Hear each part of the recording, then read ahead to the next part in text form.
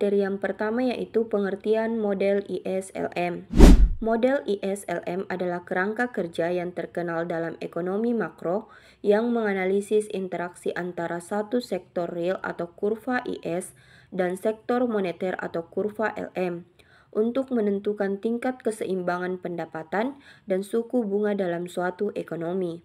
Model ini didasarkan pada asumsi sistem kapitalis berbasis pasar dan tidak secara eksplisit menggabungkan prinsip ekonomi Islam, namun memungkinkan untuk menerapkan pendekatan ekonomi Islam dalam penelitian empiris dengan menggabungkan prinsip-prinsip keuangan Islam ke dalam analisis.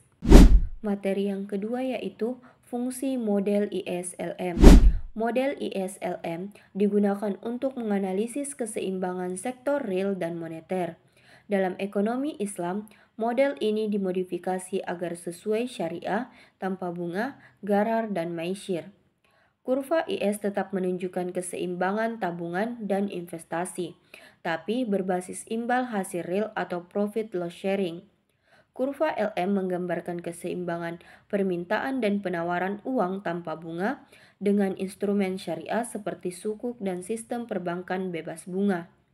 Model ini membantu merumuskan kebijakan fiskal dan moneter berbasis keadilan, distribusi yang produktif, dan pengentasan kemiskinan melalui zakat, infak, dan wakaf, guna menciptakan ekonomi yang stabil, etis, dan berkah.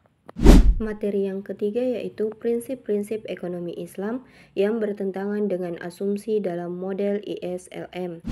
Model ISLM yang dikembangkan dalam kerangka ekonomi konvensional memiliki sejumlah asumsi dasar yang tidak sejalan dengan prinsip-prinsip ekonomi Islam. Di antaranya yaitu yang pertama, suku bunga atau riba, yang kedua, rasionalitas dan individual tanpa pertimbangan etika, yang ketiga, larangan spekulasi berlebihan atau gharar.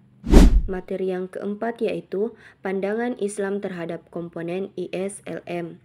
Dalam ekonomi Islam, model ISLM perlu disesuaikan karena bertentangan dengan prinsip syariah, khususnya terkait suku bunga.